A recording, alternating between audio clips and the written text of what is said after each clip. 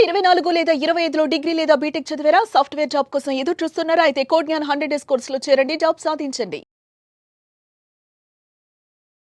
నమస్కారం ఉమా గారు. నమస్తే అమ్మా. నరదిష్టి చాలా మందికి కూడా నరదిష్టి ప్రభావం వల్ల అనేక రకాల సమస్యలు ఎదుర్కొంటున్నామని చెప్తూ ఉంటారు. నిజంగానే నరదిష్టి అంటే ఏంటి? అసలు ఎలా ఉంటుంది దాని ప్రభావం? అందులో ఎన్ని రకాల నరదిష్టిలు ఉంటాయి? వాటికి సంబంధించిన వివరాలేంటి? తప్పకుండా అమ్మా. నరదృష్టి అనేటువంటి విషయం చాలామందికి బాగా తెలిసినటువంటి విషయం అండి. ఎందుకు అంటే చాలామంది ఎక్కువ మంది విమెన్ బాగా సఫర్ అవుతూ ఉంటారు. అయితే దీంట్లో చెప్పుకోదగ్గవి ఏంటంటే దీంట్లో 5 రకాలుగా విభజించి మనం చూస్తే కనుక మొట్టమొదటిది సామాన్య నరదృష్టి అని ఉంటుందండి. అంటే ఉదాహరణకి ఎవరైనా సరే మీరైనా నేనైనా ఏదైనా ఒక కొత్త వస్తువు కొనుక్కున్నప్పుడు బాగా అందంగా రెడీ అయినప్పుడు ఏదైనా శుభకార్యాలకి ఫంక్షన్స్కి వాటికి వెళ్ళినప్పుడు ఇది ఉమెన్ బాగా ఫేస్ చేసే ఉంటారు.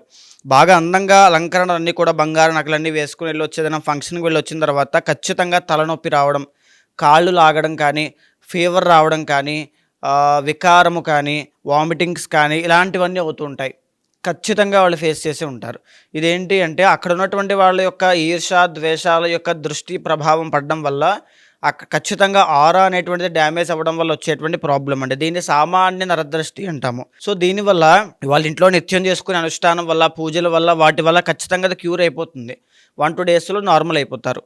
కానీ రెండవది మహానరదృష్టి అని ఉంటుంది శ్రీగారు. ఈ మహానరదృష్టి అంటే ఏంటి అంటే అకారణంగా ఇంట్లో మరణాలు సంభవించడం కానీ, ఇది కూడా దృష్టి ప్రభావమే కానీ చాలా ఎక్కువగా ఉంటుందండి.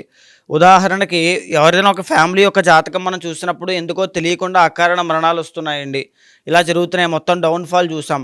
ఒకప్పుడు అద్భుతమైన ఐశ్వర్యవంతమైన కుటుంబంగా కష్టపడి ఎదిగిన వాళ్ళు మళ్ళీ అదే రీతిలో కిందకి పడిపోతారు. డౌన్ఫాల్, అప్పుల పాలైపోవడం, పేరు ప్రఖ్యాతులు పోవడం, తరువాత వీళ్ళు 10 మంది దగ్గర చేయి చాల్చాల్సినటువంటి పరిస్థితి రావడం కానీ, ఇంకా అన్నీ కూడా ఇల్లు ఏదైనా కట్టుకుంటున్నారంటే మధ్యలో ఆగిపోతాయి. శుభకార్యం పెట్టుకున్నారంటే ఎంగేజ్మెంట్ దాకా వచ్చి ఆగిపోతుంది. తెలియనటువంటి అనారోగ్య సమస్యలు వస్తాయండి. అది హాస్పిటల్కి వెళ్తారు, చూపిస్తారు, వాళ్ళు ఏదో మందులు ఇస్తారు, వీళ్ళు ఏదో వేసుకుంటారు, కానీ ఏది తగ్గదు, అది అలాగే ఉంటుంది.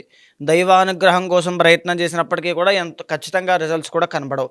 మహానరదృష్టి అనేటువంటిది ఎందుకు అంటే వాళ్ళ యొక్క జీవితాన్ని మనం అంచనా వేస్తూ ముందుకు వెళ్ళి చూస్తే, వెనక్కి వెళ్ళి చూస్తే కనుక ఏదో ఒక సమయంలో ఒక గొప్పగా ఆర్భాటంగా ఏదైనా శుభకార్యం వాళ్ళ ఇంట్లో చేయడం, లేకపోతే వాళ్ళు సంపాదించేది రూపాయి అయితే 10 రూపాయలకు సంబంధించినటువంటి ఎక్స్పోజర్ చేయడం, ఇలాంటివన్నీ కూడా మహానరదృష్టికి కారణం అవుతూ ఉంటాయి. మీరు బాగా గమనించండి శ్రీ గారు, ఎవరైనా అప్పుల పాలైపోయారు, ఏదైనా కష్టాల్లో ఉన్నారు, ఏదైనా సమస్యల్లో ఉన్నారంటే దానికి కారణం ఏమిటి అని వెనక్కి వెళ్ళి మనం చూస్తే కనుక వాళ్ళు ఏదో రోజు లగ్జరీ కోసమో లేక తెలిసి తెలియక మైకల్లోనో చేసిన చిన్న తప్పు అయి ఉంటుంది, అమాయకత్వంలోనో, తొందరపాటు నిర్ణయాల వల్ల. ఆ నిర్ణయం వల్ల కొన్ని సంవత్సరాల తర్వాత రిఫ్లెక్షన్ అనేటువంటిది ఈ విధంగా కనబడుతుంది. దీన్నే బటర్ఫ్లై ఎఫెక్ట్ అని కూడా అంటారు. ఈరోజు మనం చేసిన ప్రతి పనికి రిఫ్లెక్షన్ ఖచ్చితంగా మనం భవిష్యత్తులో అనుభవిస్తాం. అలాగే మహానరదృష్టి సోకినప్పుడు జోదంలో పెట్టేయడం, డబ్బులు వస్తాయి కదా అనే మైకల్లో పెట్టేయడం, అలవాట్లకు బానిస అయిపోవడం, లేకపోతే ఆరోగ్యాన్ని సరిగ్గా చూసుకోకపోవడం, డబ్బులు వస్తాయి కదా అని చెప్పి ఇంట్లో శుభకార్యాలు బాగా ఆర్భాటంగా చేయడం, ఏదైనా జరగవచ్చండి. ఇది అదేని కదా, అకాల మరణములు ఏదైనా జరగవచ్చు. సో ఈ మహానరదృష్టి అనేటువంటిది చాలా ప్రమాదకరమైనటువంటిది. ఇంకా చాలా విషయాలు ఉంటాయండి దీనికోసం చెప్పుకోవాలంటే.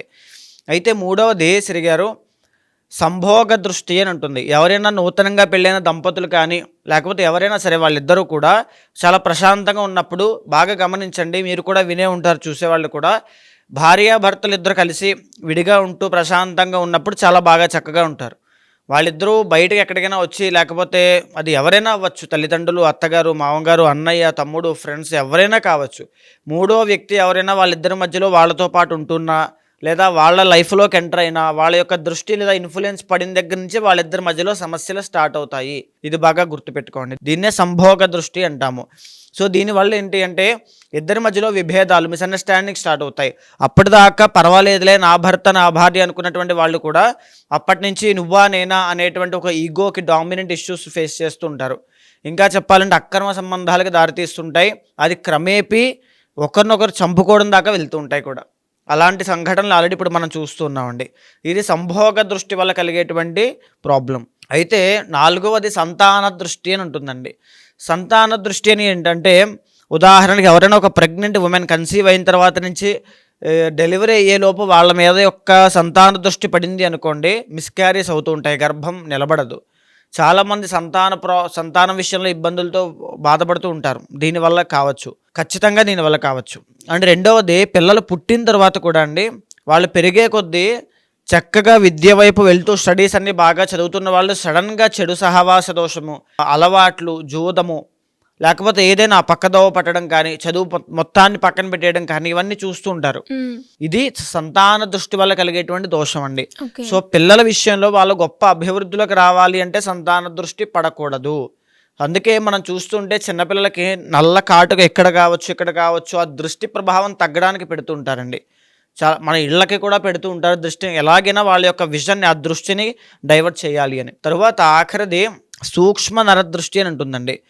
ఈ యొక్క సూక్ష్మ నరదృష్టి వల్ల ఏంటి అంటే, ఉదాహరణకి మీరు ఉన్నారనుకోండి, మీ చుట్టుపక్కల ఉండేటువంటి మీ బెస్ట్ ఫ్రెండ్స్ కావచ్చు, మీ చుట్టాలు, మీ ఎవరైనా కావచ్చు, మీ బాగా క్లోజ్ అయినటువంటి శ్రేయోభిలాషులని చెప్పుకునే వాళ్ళు, మీరు ఏదైనా పని చేస్తున్నప్పుడు అది చెయ్యకూడదని, మీరు చేస్తే సక్సెస్ అవుతారని కావాలని దానికి మధ్యలో పుల్ల పెట్టి ఆపాలని చూస్తూ ఉంటారు. అంటే ఎలా అంటే, నువ్వు వెళ్ళొద్దు, ఓడిపోతావు, నువ్వు చెయ్యొద్దు, పడిపోతావు, నష్టపోతావు, అప్పులు బాలైపోతావు అంటే ఒక భయాన్ని మనలో ఇంజెక్ట్ చేసి మనం చేస్తే ఎక్కడ సక్సెస్ అయిపోతాము అనేటువంటి ఒక ఈర్ష, ఒక ద్వేషము, ఇవన్నీ మనసులో ఉంచుకొని బయటికి మాత్రం చాలా కపట బుద్ధితో చేస్తుంటారు. ఇది సూక్ష్మ నరదృష్టి అండి. మనకి తెలియదు. నిజంగా చాలా వరకు దీన్ని గుర్తించడం చాలా కష్టము. మన పక్కన ఉంటే మనం ఎలా గుర్తించగలుగుతాం? చాలా సందర్భాలు అసలు గుర్తించడం కూడా సాధ్యం కాదండి. మన వాళ్ళు మంచి చెప్తున్నారు అనుకుంటాం, కానీ వాళ్ళే ఒక దృష్టిని, మన యొక్క గమ్యాన్ని మనం చేరుకోకుండా, మీరు సుఖంగా ఉండకుండా మిమ్మల్ని పక్క నుంచి ఇబ్బంది పెట్టేది కూడా వాళ్ళే. ఇది సూక్ష్మ నరదృష్టి వల్ల కలిగేటువంటి ఇబ్బంది. అంటే ఎలా అండి? ఇప్పుడు మీరు అన్నట్టుగానే ఎస్పెషల్లీ ఉమెన్స్ గురించి మనం మాట్లాడుకున్నాం. నరదిష్టి ప్రభావం ఎలా ఉంటుంది, ఎన్ని రకాలు ఉంటుంది, అందులో భాగంగానే మకర రాశి వారికి అసలు ఎలా ఉంటుంది, ఎలాంటి ప్రభావం వాళ్ళ మీద పడే అవకాశం ఉందంటారు? తప్పకుండా అండి. మకర రాశి వాళ్ళ కోసం మాట్లాడుకుంటున్నామో ద ఒరిజినల్ 10th హౌస్ అండి. ఇక్కడ మనం ఏదైతే రాశి నుంచి ఎందుకు మాట్లాడుకుంటున్నామంటే సిరిగారు, ప్రతి ఒక్కరి జాతకంలోనూ గ్రహాల యొక్క ట్రాన్సిట్స్ కానీ, ఆ బలాలు కానీ ఉంటాయి. ఉదాహరణకి మీ జాతకంలో ఇప్పుడు గురుబలం చాలా బాగుంది, పర్సనల్ చార్ట్ అండ్ గోచారంలో బాగుందనుకోండి, మీ ఎనర్జీ కావచ్చు, మీ థాట్స్ కావచ్చు, మీ ఎఫర్ట్స్ కావచ్చు, మీకు యూనివర్స్ ఇచ్చే బ్లెస్సింగ్స్ కావచ్చు, ఏ పనైనా పూర్తి అవ్వడం కావచ్చు, అన్నీ చాలా ఫాస్ట్గా చకచక అయిపోతుంటాయి.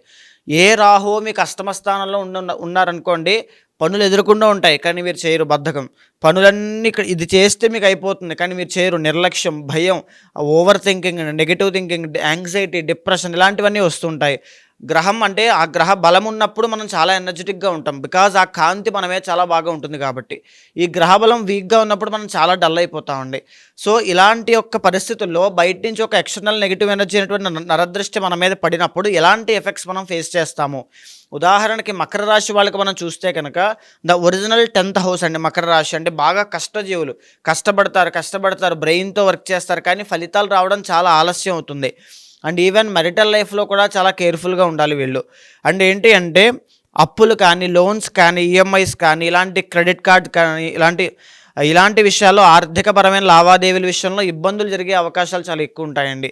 అండ్ ఈవెన్ ఇప్పుడు ప్రస్తుతం నడిచేటువంటి పరిస్థితుల్లో కూడా మకర రాశి వాళ్ళకి ఇలాంటివి ఉంటాయి. బాగా కష్టపడతారు, ఆర్థిక సమస్యలు, మాట వల్ల వచ్చేటువంటి తగువులు, అంటే కష్టజీవులు అని చెప్పచ్చండి.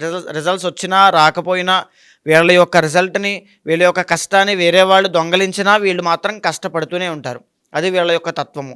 అండ్ శ్రవణ నక్షత్రము ఇంకా ధనిష్ట నక్షత్రం మనం చూసుకుంటే కనుక, శ్రవణ నక్షత్రం వాళ్ళు చాలా బాగా ఎఫెక్ట్ అయిపోతారు. అంటే ఎమోషనల్ కనెక్టివిటీ అనేది చాలా ఎక్కువ ఉంటుంది. అంటే జీవితంలో బాధ కావచ్చు, సెన్సిటివిటీ కావచ్చు, చాలా ఏడుపు, ఈ దుఃఖము, తట్టుకోలేనటువంటి బాధ, ఇవన్నీ కూడా ఎక్కువ ఉంటాయి. ధనిష్ట నక్షత్రం వాళ్ళు బయటికి రఫ్ అండ్ టఫ్గా కనిపించినా వాళ్ళు కూడా చాలా రకాలుగా ఎఫెక్ట్ అవుతారు.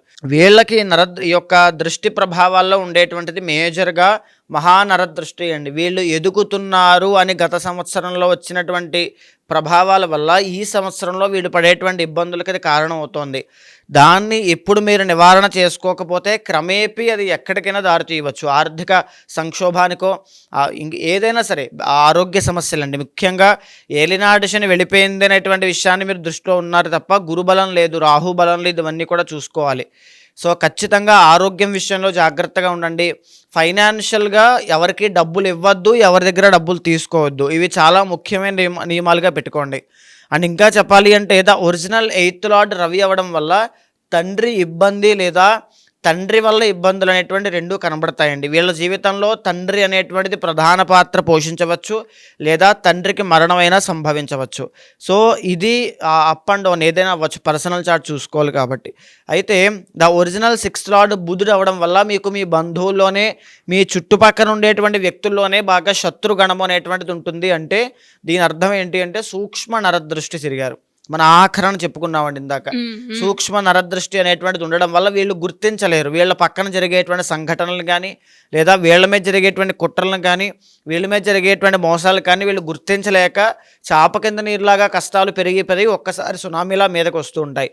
ఖచ్చితంగా మకర రాశి వాళ్ళు, ఏ నక్షత్రం వాళ్ళు ఈ వీడియో చూస్తున్నా మహానరదృష్టి కావచ్చు, సూక్ష్మ నరదృష్టి కావచ్చు, దాని నుంచి బయటికి రావడం కోసము మన్యు సూక్త పారాయణ హోమం కానీ, సుదర్శన నరసింహ యాగం కానీ చేయించండి. అంటే మీ యొక్క స్థాయిని బట్టి, ఉదాహరణకి మీరు ఒక 100 కోట్ల కంపెనీని రన్ చేస్తున్నారనుకోండి, మీ ఆలోచనలు ఆ 100 కోట్లకు సంబంధించినటువంటివి ఉంటాయి. దాని మీద ప్రభావితం అయ్యి ఆ కంపెనీ మొత్తం ఇబ్బంది పడవచ్చు. మీరు ఏదైనా చిన్న ఉద్యోగం చేసుకుంటూ మీ ఫ్యామిలీ ఉందనుకోండి, అలాగా మీకున్నటువంటి కష్టానికి తగినట్టుగా సుదర్శన నృసింహ యాగమా, సుదర్శన నృసింహ హోమమా, లేకపోతే సుదర్శన హోమమా, లేకపోతే మన్యు సూక్త పారాయణ సరిపోతుందా అనేటువంటిది పర్సనల్ చార్ట్ చూసుకుని వెళ్ళండి. ఇక్కడ మకర రాశి వాళ్ళకి ప్రస్తుతం నడిచేటువంటి యొక్క గ్రహ ఫలితాలన్నీ కూడా అంత గొప్పగా కాదు, మిశ్రమంగా ఉన్నాయి. కాబట్టి ఎలాంటి ఏ నిర్ణయం తీసుకున్నా ఖచ్చితంగా మీరు పర్సనల్ చార్ట్ ద్వారానే వెళ్ళాలి. ఇది బాగా గుర్తుంచుకోండి. తరువాత ఎవ్రీ సాటర్డే ఒక గుప్పుడు గల్లుప్పు తీసుకోండి, రాక్ సాల్ట్. దాంతో దిష్టి తీసి బయట పాడేయడం కానీ, లేకపోతే వేడి నీళ్ళలో ఈ యొక్క ఉప్పు ఒక గుప్పుడు వేసేది నానిన తర్వాత దాని మీద నుంచి తలస్నానము చేసి తర్వాత మళ్ళీ నార్మల్ వాటర్తో చేయండి. దీనివల్ల ఏంటంటే మీకున్నటువంటి, మీ శరీరానికి ఉన్నటువంటి వీక్ ఆరా కావచ్చు, నెగిటివ్ ఎనర్జీ కావచ్చు, ఇవన్నీ కూడా క్లియర్ అవుతాయి. ప్రశాంతంగా, ఇంకా ఉత్సాహవంతంగా, ఎంతో ఉత్తేజంతో మీరు పని చేయగలుగుతారు. దానివల్ల దృష్టి అనేటువంటిది కూడా తగ్గుతుంది.